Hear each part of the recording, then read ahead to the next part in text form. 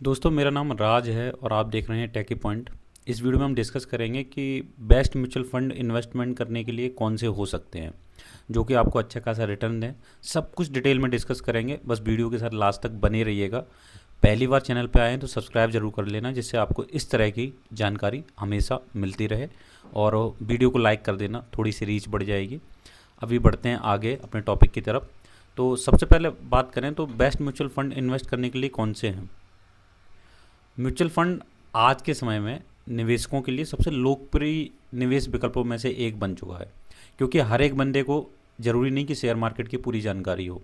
और जब आप इन्वेस्टिंग स्टार्ट करना चाहते हैं तो आपके पास सबसे जो बेस्ट ऑप्शन निकल के आता है वो होता है म्यूचुअल फंड, क्योंकि इसमें आपको एक फ़ंड मैनेजर मिल जाता है जो भी आप म्यूचुअल फंड में इन्वेस्ट करते हैं उसमें। और वो फंड मैनेजर आपकी ज़रूरत के हिसाब से इन्वेस्टमेंट करता रहता है, जो भी आप पैसे देते हो, और वो पैसा आपका धीरे धीरे करके बढ़ता रहता है, अच्छी खासी ग्रोथ मिलता रहता है। अब हर एक इंसान को तो पता नहीं ना शेयर मार्केट में क्या चल रहा है, कब कौन सी न्यूज़ आ रही है, कौन सा शेयर ऊपर जा रहा है, मार्केट नीचे जाने वाला है, ऊपर जाने वाला है, कहाँ इन्वेस्टमेंट करें, ऐसे बहुत सारे क्वेश्चंस रहते हैं। ठीक है, तो म्यूचुअल फंड सबसे अच्छा ऑप्शन निकल के आ जाता है। आप शुरुआत यहाँ से कर सकते हैं, और उसके बाद चाहें आपके पास थोड़ा सा अमाउंट एक्स्ट्रा हो तो फिर आप थोड़ी सी जानकारी लेके शेयर मार्केट में ज़रूर स्टार्टिंग कर सकते हैं इन्वेस्टिंग, जिससे कि आपको उसका भी फ़ायदा मिल सके।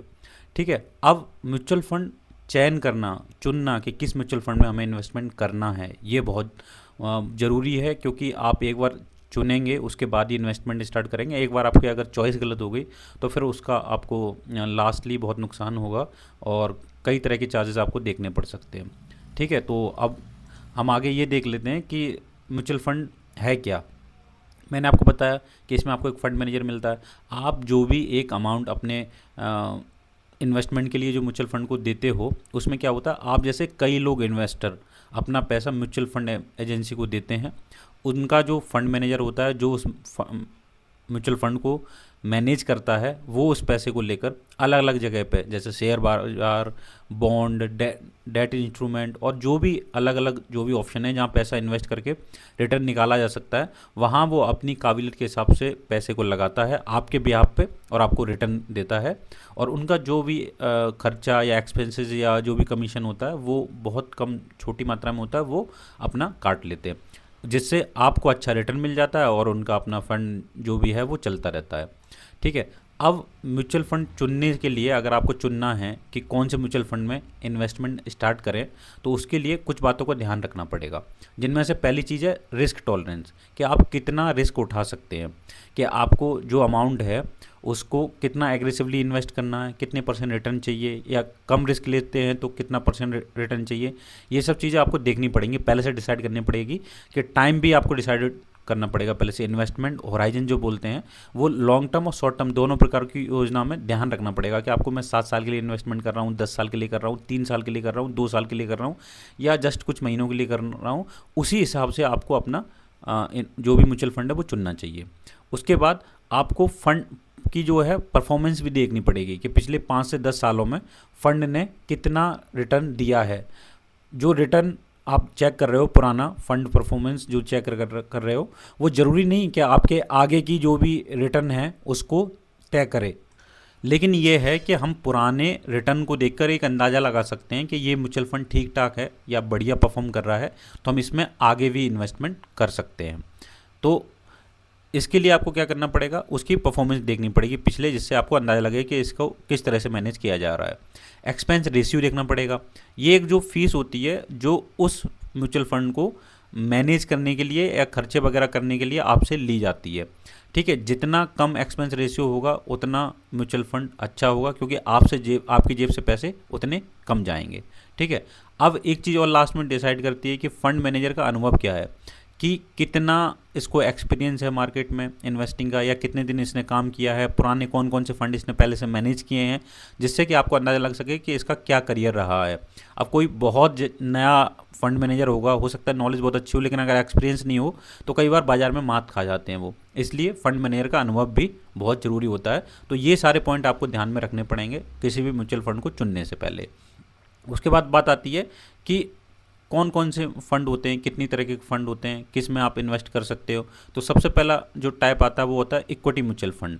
अब ये वो म्यूचुअल फंड होते हैं जो शेयर मार्केट में डायरेक्ट इन्वेस्ट करते हैं। आपसे पैसा लेते हैं, फंड बनाते हैं और उस फंड का जो भी पैसा आता है उसको डायरेक्ट शेयर मार्केट में इन्वेस्ट करते हैं, उसके बाद आपको अच्छा खासा रिटर्न आपको देते हैं। ये कुछ उदाहरण दिए गए हैं जैसे कि Mirae asset large cap fund, Canara Robeco blue chip equity fund और एक्सिस ग्रोथ अपॉर्चुनिटीज़ फंड।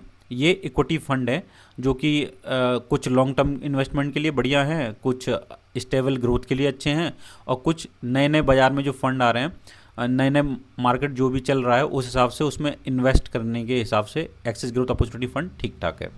अब बात करते हैं डेट म्यूचुअल फंड की। तो डेट म्यूचुअल फंड वो फंड होते हैं जो कम जोखिम लेते हैं, कम रिस्क लेते हैं और स्टेबल एक रिटर्न प्रदान करते हैं।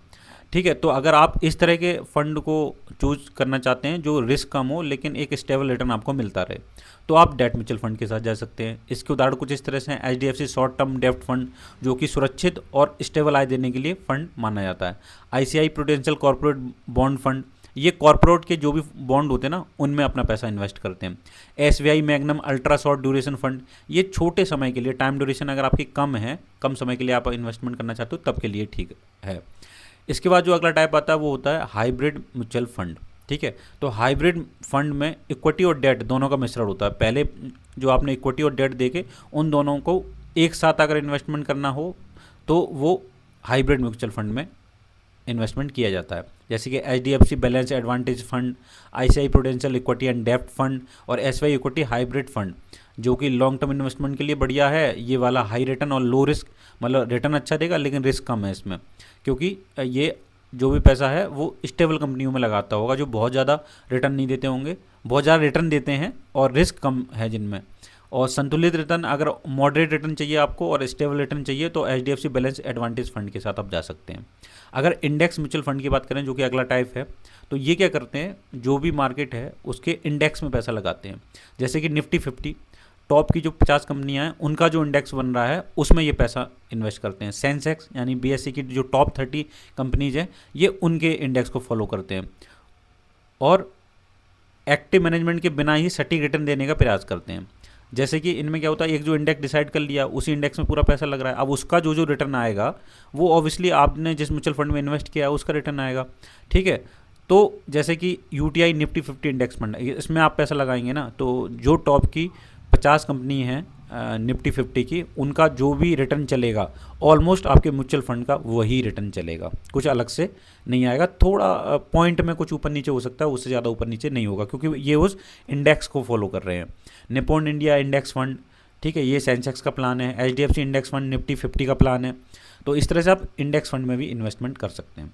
उसके बाद आती हैं टैक्स सेविंग म्यूचुअल फंड, क्योंकि नॉर्मल देखो जो भी आप म्यूचुअल फंड में लगाते हो उनमें जब भी आप उन्हें विड्रॉ करते हो तो आपको एक टैक्स देना पड़ता है, या तो शॉर्ट टर्म या फिर लॉन्ग टर्म। अगर 1 साल से पहले विड्रॉ किया आपने तो शॉर्ट टर्म गेन आपको देना पड़ेगा, और 1 साल के बाद इन्वेस्टमेंट के बाद आपने विड्रॉ किया किसी फंड को तो आपको लॉन्ग टर्म इन्वेस्टमेंट फंड देना पड़ेगा। लेकिन कुछ फंड ऐसे होते हैं जो टैक्स सेविंग होते हैं, जिनके ऊपर टैक्स नहीं लगता है। ठीक है, इनके रिटर्न कम होते हैं लेकिन सेविंग जो भी आपकी होगी उस पर आपको टैक्स नहीं देना पड़ेगा जब भी आप इनको बेचोगे। तो उस हिसाब से ये सबसे अच्छे म्यूचुअल फंड निकल के आ जाते हैं। अब कुछ टॉप ELS फंड की बात करें तो axis long term equity fund जो कि शानदार रिटर्न और टैक्स बचत के लिए जाना जाता है। Mirae asset tax saver fund जो कि लॉन्ग टर्म ग्रोथ के लिए बेहतर माना जाता है। और Canara Robeco equity tax saver fund, ये सुरक्षित और बेहतरीन रिटर्न देने वाला फंड है। ठीक है, तो ये वो कुछ तरीके थे जिनमें आप इन्वेस्टमेंट कर सकते हो और इस तरह के फ़ंड होते हैं। और ये जो मैंने आपको नाम दिए हैं ये आप एक बार स्क्रीनशॉट ले लेना और अपनी ज़रूरत के हिसाब से अपना फ़ंड जो भी है उसको चूज कर लेना। ठीक है, अब बात आती है कि म्यूचुअल फंड में इन्वेस्टमेंट के फ़ायदे क्या हैं। तो सबसे पहली चीज़ जो निकल के आती है वो ये है कि इसमें डाइवर्सिफिकेशन होता है। जो भी आप म्यूचुअल फंड चुनते हो वो ऐसा नहीं है कि सिर्फ एक जगह ही आपका पूरा पैसा एक ही किसी शेयर में, एक ही किसी कंपनी में या एक ही सेक्टर में पैसा लगा रहा है, नहीं, बल्कि आपके पैसे को ये थोड़ा सा बांट देते हैं, डाइवर्सिफाई कर देते हैं। यानी कुछ पैसा आपका लार्ज कैप कंपनी में जाएगा, कुछ शॉर्ट में जाएगा, स्मॉल कैप में जाएगा, तो ऐसे अलग अलग मिड कैप में जाएगा, या फिर सेक्टर डिवाइड कर देंगे, IT में जा रहा है, थोड़ा फार्मा में जा रहा है, थोड़ा किसी और कंपनी में जा रहा है या और सेक्टर में जा रहा है, तो उससे आपका डाइवर्सिफिकेशन हो जाता है। मान लो कोई एक सेक्टर कम परफॉर्म कर रहा है तो दूसरा वाला संभाल लेगा, कोई एक कंपनी कम परफॉर्म कर रही है, स्मॉल कैप गिर रहा है तो लार्ज कैप संभाल लेगा। इस तरह से डाइवर्सिफिकेशन हो जाता है म्यूचुअल फंड में, तो ओवरऑल आपको जो ऑन एवरेज रिटर्न है वो ठीक ठाक मिल जाता है। दूसरा होता है पेशेवर प्रबंधन, यानी मैंने आपको बताया था फंड मैनेजर होते हैं जो आपसे ज़्यादा काबिलियत रखते हैं, जिनको अच्छा खासा एक्सपीरियंस होता है और वो आपके पैसे को मैनेज करते हैं, तो जिससे आपको ठीक ठाक सा रिटर्न दे देते हैं, क्योंकि उनको अपने म्यूचुअल फंड की जो वैल्यू है उसको भी बचा के रखना है और ज़्यादा से ज़्यादा आपको रिटर्न देना है, कस्टमर्स को हैप्पी रखना है। उसके बाद लिक्विडिटी रहती है। अब इसमें क्या रहता है कि जब भी आपने इन्वेस्टमेंट कर दिया, उसके बाद जब आपको ज़रूरत पड़ी, अब हो सकता है उस टाइम अगर लिक्विडिटी अच्छी नहीं होगी तो आप जब विड्रॉ करोगे तो उनके पास पैसा ही नहीं होगा या पैसे का आदान प्रदान ज़्यादा हो नहीं रहा है, तो आपको रिफंड नहीं मिल पाएगा। लेकिन जब म्यूचुअल फंड होता है उसमें बहुत सारी AUM बड़ा, देखो आप उसका असेट अंडर मैनेजमेंट कम से कम 5,000 करोड़ से तो ऊपर का होना चाहिए, जिससे आपको जब भी ज़रूरत पड़े आप अपना म्यूचुअल फंड सेल करो तो आपको तुरंत लिक्विडिटी के जरिए पैसा वापस मिल जाए, और अच्छी खासी लिक्विडिटी उसमें होना चाहिए, जिससे आप जब का होता हो अपना म्यूचुअल फंड वापस विड्रॉ कर सकते हो। टैक्स लाभ भी देखो आप, जैसे कि ELS फंड के जरिए टैक्स सेविंग की जा सकती है, तो अगर आप टैक्स के देने के बिल्कुल भी विचार में नहीं है तो ELS फंड के थ्रू चले जाइए। उसके अलावा इसमें छोटे निवेश से शुरुआत भी कर सकते हैं म्यूचुअल फंड में। कई बार कई कंपनियों के शेयर ऐसे होते हैं जो अच्छी कंपनी रहती हैं, लेकिन निवेश करने के लिए आपके पास उसका अमाउंट, जो एक शेयर का रेट है वो होना चाहिए। जैसे MRF का 1 लाख से ऊपर आपको एक शेयर खरीद पड़ेगा। अब अगर आपके पास एक लाख रुपए नहीं है तो आप उसमें इन्वेस्ट नहीं कर सकते। कुछ कंपनीज ऐसी होती हैं जिनमें आपको 5,000 का शेयर पड़ेगा, ठीक है। BSE का शेयर जैसे आज फिलहाल की डेट में 5,500 से 6,000 रुपये के लगभग ट्रेड कर रहा है, तो आपको जब भी एक अगर शेयर भी खरीदना है उसका, तो लगभग आपके पास 5,500 से 6,000 रुपये होने चाहिए, तभी आप उसको खरीद पाओगे। लेकिन म्यूचुअल फंड में ऐसा नहीं होता है। म्यूचुअल फंड में SIP के जरिए कम से कम रुपए से, यानी ऐसे भी म्यूचुअल फंड हैं जिनमें आप सिर्फ 100 रुपये से इन्वेस्टमेंट स्टार्ट कर सकते हो, 500, 1000, फिर उसके अलावा जितना भी चाहिए आप मंथली बेस पे उनमें SIP के जरिए इन्वेस्टमेंट कर सकते हो या लमसम भी कर सकते हो। तो ये होते हैं म्यूचुअल फंड के फायदे कि आपको इन्वेस्टमेंट के बहुत ज़्यादा तरीके मिल जाते हैं और बहुत ज़्यादा आपको इसके बेनिफिट हो जाते हैं। उसके बाद म्यूचुअल फंड में निवेश करने से रिलेटेड कुछ क्वेश्चंस हैं जो जनरली आप लोगों के दिमाग में आते होंगे। इसके अलावा जो भी क्वेश्चन आए आप अपने नीचे कमेंट सेक्शन में लिख सकते हैं, I will try to reply. ठीक है, तो सबसे पहला क्वेश्चन आता है, म्यूचुअल फंड में निवेश करने का सबसे अच्छा तरीका क्या है? तो सबसे अच्छा तरीका जो देखा जाए वो SIP इन्वेस्टमेंट ही है। ठीक है, और अगर आपको थोड़ा बहुत जानकारी है कि मार्केट डाउन है, this is the best time, तो आप लमसम भी कर सकते हैं म्यूचुअल फंड में। ठीक है, वैसे लॉन्ग टर्म के लिए देखा जाए तो सबसे अच्छा जो विकल्प है वो SIP ही माना जाता है। अब दूसरा क्वेश्चन आता है, कौन सा म्यूचुअल फंड सबसे ज़्यादा रिटर्न देता है? तो वैसे तो अलग अलग म्यूचुअल फंड के मैंने जो भी आपको पीछे तरीके बताए, आप वो सेलेक्ट करके एक एक म्यूचुअल फंड की डिटेल निकालो और उसके बाद आप डिसाइड करो कि कौन सा म्यूचुअल फंड सबसे ज़्यादा रिटर्न देता है।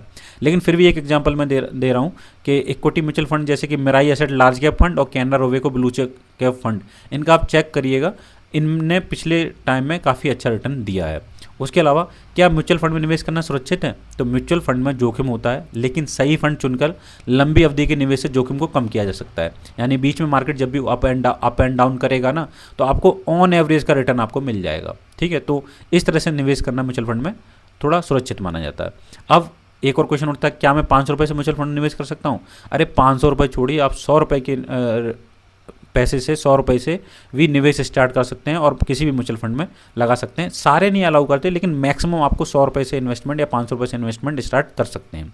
ठीक है, लास्ट क्वेश्चन, क्या म्यूचुअल फंड से अच्छा रिटर्न पाने के लिए लंबी अवधि जरूरी है? देखो, लंबे समय तक म्यूचुअल फंड में इन्वेस्टमेंट रहना बहुत ज़रूरी है, क्योंकि उससे आपको कंपाउंडिंग का फ़ायदा मिल जाता है। ठीक है, जितना लंबा समय आप इन्वेस्टमेंट को दोगे उतना ज़्यादा आपको रिटर्न मिलेगा और आपका पैसा उतने गुना बढ़ जाएगा। छोटे समय में क्या होगा, आपको छोटे समय के लिए जो रिटर्न मिलेगा, जो बुक कर पाओगे 20%, 10%, बस उसी का फ़ायदा हुआ। लेकिन कंपाउंडिंग बहुत ज़्यादा रिटर्न आपको जनरेट करके देता है। मैं मानता हूँ कम से कम 7 से 8 साल तो शुरू में किसी भी म्यूचुअल फंड में आपको देना चाहिए, जिससे आपको उसकी कंपाउंडिंग का फ़ायदा मिल सके।